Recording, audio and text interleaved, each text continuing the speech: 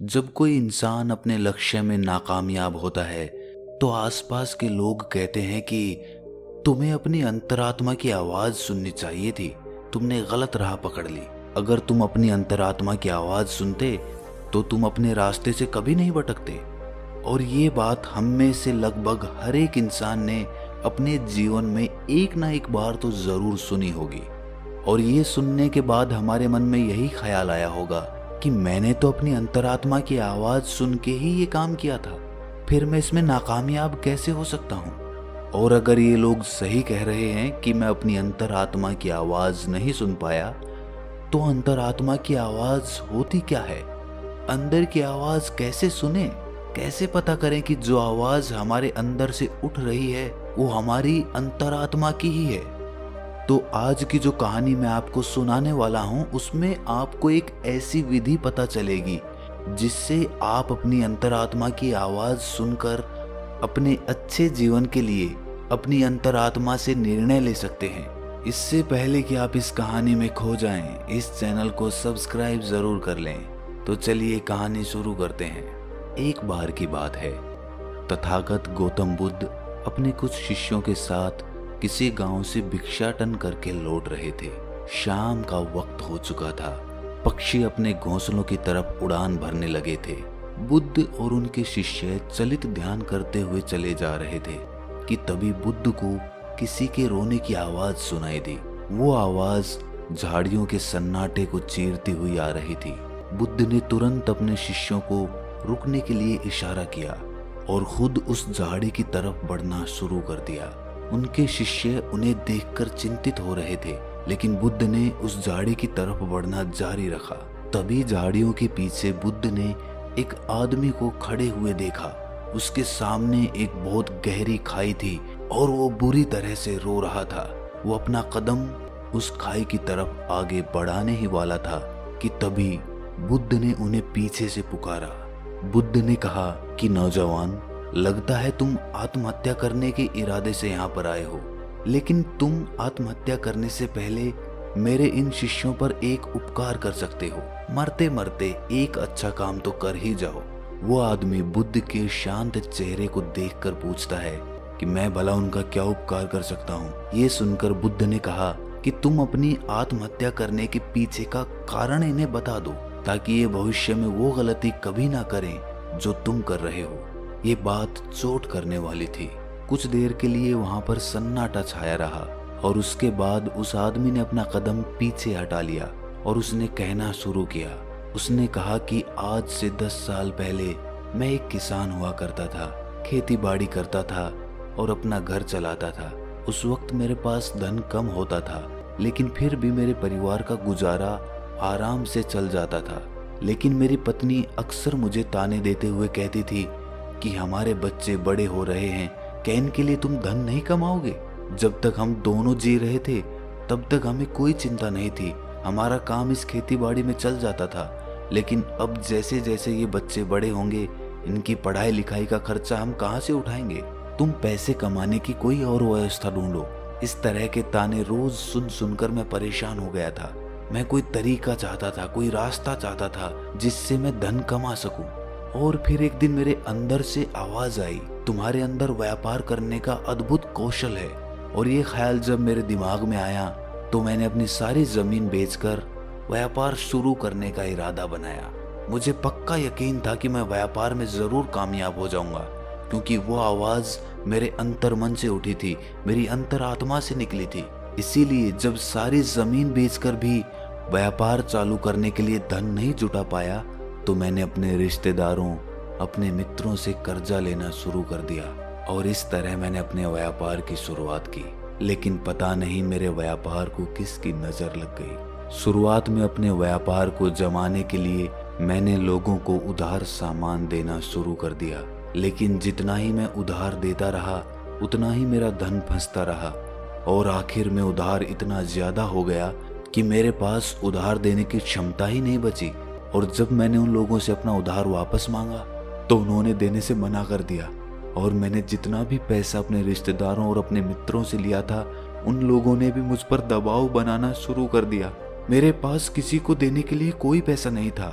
जमीन थी वो पहले ही बिक चुकी थी। अब मैं करता तो क्या करता। फिर मेरी अंतरात्मा ने मुझे एक आवाज दी कि अब ये दुनिया तेरे लिए नहीं बची है प्यारे, तेरा वक्त यहाँ पर खत्म हो चुका है। तू जा जा, छोड़ दे ये दुनिया, जा आत्महत्या कर ले। और अपने अंदर की आवाज सुनकर मैं यहाँ पर आत्महत्या करने के लिए आया हूँ। ये बात बुद्ध और उनके शिष्य बड़े ध्यानपूर्वक सुन रहे थे। उसकी बात समाप्त होने के बाद बुद्ध ने उस आदमी से पूछा कि नौजवान, मुझे एक बात बताओ, जो आवाज तुमने व्यापार शुरू करने से पहले सुनी थी और जो अब आत्महत्या करने से पहले सुनी थी, वो क्या तुम्हारी अंतरात्मा की ही आवाज थी? ये बात तुम यकीन से कह सकते हो? ये सुनकर वो युवक कुछ सोचकर बोला कि हाँ बुद्ध, वो आवाज बहुत गहरे से आई थी। उस बात पर मेरा पूरा विश्वास था और वो बात मुझे पक्का यकीन है कि मेरी अंतरात्मा की ही थी। ये सुनकर बुद्ध उससे पूछते हैं कि अंतरात्मा की आवाज तो आत्मा से आनी चाहिए। क्या तुम्हें अपनी आत्मा का कोई पता ठिकाना मालूम है? तुम्हें पता है कि तुम्हारी आत्मा तुम्हारे शरीर के कौन से हिस्से में रहती है? ये सवाल सुनकर वो आदमी सकपका गया। उसने सोचा भी नहीं था कि कोई आदमी उससे इस प्रकार का प्रश्न पूछेगा। इसका बनावटी जवाब देते हुए उस आदमी ने कहा कि हाँ बुद्ध, आत्मा तो सभी में होती है और वो तो शरीर के अंदर रहती है, उसका कोई प्रमाण थोड़ी होता है। ये सुनकर बुद्ध कहते हैं कि जब आत्मा के होने का ही कोई प्रमाण नहीं है तो अंतरात्मा की आवाज होने का क्या प्रमाण है? और तुम अपनी अंतरात्मा की आवाज को लेकर इतना यकीन से कैसे सुन सकते हो? असल में जो आवाज तुमने तब सुनी थी और जो अब सुनी है, वो आवाज तुम्हारी अंतरात्मा की नहीं बल्कि तुम्हारे मन की आवाज थी। वो तुम्हारा मन का ही बुना हुआ एक जाल था जिसमें तुम फंस गए और अब निकलने का तुम्हें कोई रास्ता नहीं सूझ रहा था, तो तुम्हारे मन ने ही तुम्हें निर्देश दिया कि तुम आत्महत्या कर लो। ध्यान रखना, अंतरात्मा तुम्हें कभी भी हिंसा वाला रास्ता नहीं दिखाएगी। आत्मा तो शुद्ध होती है, निर्मल होती है, वो भला किसी को हिंसा के रास्ते पे कैसे भेज सकती है? और तुम आत्महत्या करने का फैसला लेके हिंसा का रास्ता अपना रहे हो। ये उत्तर सुनकर उस आदमी के मन को थोड़ी ठंडक मिली। वो बुद्ध से और बातें करने के लिए उत्सुक हो गया। इसके बाद उस आदमी ने पूछा कि हे महाशय, आप मुझे बहुत ज्ञानी मालूम होते हैं, क्या आप मुझे अपनी अंतरात्मा की आवाज सुनने का कोई मार्ग दिखा सकते हैं जिससे मैं अपने जीवन के अंधकार से बाहर आ सकूं? इसका जवाब देते हुए बुद्ध कहते हैं कि कोई दूसरा आदमी तुम्हें तुम्हारी अंतरात्मा की आवाज कैसे सुनवा सकता है? आत्मा तुम्हारी है तो अंतरात्मा की आवाज भी तुम्हें ही सुननी होगी। कोई दूसरा आदमी तुम्हें वो आवाज नहीं सुनवा सकता। अगर वो सुनवाएगा तो वो झूठ होगा, वो भ्रम होगा।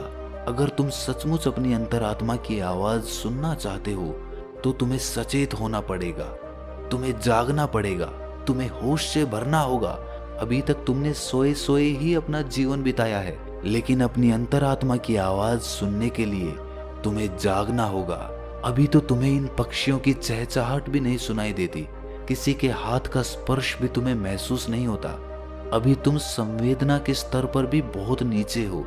सबसे पहले तुम्हें अपनी संवेदनशीलता बढ़ानी होगी, तुम्हें होश से भरना होगा और इसके लिए तुम्हें वर्तमान में जीना होगा। और तब तुम महसूस कर पाओगे इन हवाओं के झोंकों को, इन पक्षियों की चहचहाहट को, इस आसमान को, सूर्य की किरणों को, तालाब को। तब तुम्हें ये सारी तरंगे महसूस होने लगेंगी। इसके लिए निरंतर अभ्यास करो, इसके लिए निरंतर ध्यान का अभ्यास करो। ध्यान का अभ्यास करने से मन निर्मल बनता है, मन शांत बनता है, और मन जितना ही शांत होगा उतना ही संवेदनशील भी होगा। ये कहकर बुद्ध एक पत्थर उठाते हैं और पास के ही एक तालाब में फेंक देते हैं। पत्थर फेंकने के बाद बुद्ध उस आदमी से पूछते हैं कि अभी तुमने तालाब में क्या हलचल देखी? ये सुनकर वो आदमी कहता है कि मैंने देखा कि एक पत्थर तालाब में जाकर गिरा और उसमें डूब गया। ये सुनकर बुद्ध कहते हैं कि ये सारी चीजें तुमने ऊपर ऊपर से देखी हैं, पानी के नीचे क्या हो रहा है ये तुम्हें अभी नहीं मालूम। और जब तक इस पानी के ऊपर की काई नहीं हटेगी, जब तक तुम्हें मालूम भी नहीं होगा कि पानी के नीचे क्या चल रहा है। उसी प्रकार हमारे मन पे जो विचारों का जाल है, हमारे मस्तिष्क को जिन विचारों ने ढक रखा है, वो विचार हमें गहरे में कभी उतरने ही नहीं देते। और जब एक बार विचारों की काई हमारे दिमाग से हटेगी तो नीचे पानी आएगा, और जब वो पानी भी स्पष्ट हो जाएगा तो हमारा मन भी निर्मल हो जाएगा और हम बहुत करुणा से भर जाएंगे, बहुत संवेदनशीलता से भर जाएंगे। फिर हमें ये हवा के झोंके ही आनंद प्रदान करेंगे। ध्यान रखना, मन के विचार ध्यान से शांत हो जाएंगे। और मन को साफ करने के लिए दिव्य प्रेम का अभ्यास करो। जब दिव्य प्रेम तुम्हारे अंदर पनपने लगता है तो तुम्हारा जीवन ही अपने आप में ध्यान बन जाता है। ये सुनकर वो आदमी पूछता है कि हे बुद्ध, ये दिव्य प्रेम क्या होता है? ये तो आज से पहले मैंने कभी सुना भी नहीं। उसका जवाब देते हुए बुद्ध ने कहा कि दिव्य प्रेम किसी विषय वस्तु से नहीं बंधा होता, ना वो किसी लालच से जुड़ा होता, ना किसी आकांक्षा से जुड़ा होता।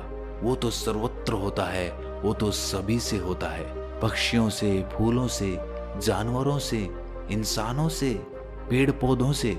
उन सब के लिए जब तुम्हारे मन से प्रेम उमड़ने लगता है तो वही दिव्य प्रेम बन जाता है। अगर तुम उसका अभ्यास करना चाहते हो तो उसकी शुरुआत अभिनय से करो। जब भी तुम्हारे पास समय हो तुम खाली बैठ जाओ और ये अभिनय करो, ये सोच बनाओ कि तुम किसी पेड़ की तरफ प्रेम की तरंगे भेज रहे हो और वापस में वो पेड़ भी तुम्हारी तरफ प्रेम की तरंगे भेज रहा है। उसके बाद जैसे जैसे तुम ये अभ्यास करते जाओगे, दिव्य प्रेम उमड़ने लगेगा और धीरे धीरे वो दिव्य प्रेम सर्वत्र हो जाएगा, सभी के लिए हो जाएगा। और उसके बाद तुम्हें अपनी आत्मा की झलक मिलेगी। तब तुम्हें पता चलेगा कि आत्मा क्या होती है और अंतरात्मा की आवाज क्या होती है। लेकिन उसके लिए तुम्हें अपने मन के जाल को काटना होगा, जो कि ध्यान या दिव्य प्रेम दोनों से संभव हो सकता है। ये प्रवचन सुनने के बाद वह आदमी बुद्ध के पैरों में गिर जाता है और अपनी आत्महत्या करने के विचार के बारे में वो बुद्ध से माफी मांगता है। दोस्तों, अगली वीडियो हम 2 दिन के बाद डालेंगे, लेकिन उससे पहले मैं आपसे एक विनती करना चाहता हूँ। आप हमारे प्रवचन सुनकर ज्ञान ग्रहण करते हैं, लेकिन ज्ञान तब तक असली ज्ञान नहीं होता जब तक वो अनुभव के स्तर पर न उतर जाए। आज की कहानी में हमने दिव्य प्रेम के बारे में जाना और ये भी जाना कि दिव्य प्रेम का अभ्यास कैसे किया जाता है। मैं चाहता हूँ कि जब तक हम अपनी अगली वीडियो डालें तब तक आप दिव्य प्रेम का अभ्यास करें, जैसा कि इस कहानी में बताया गया है।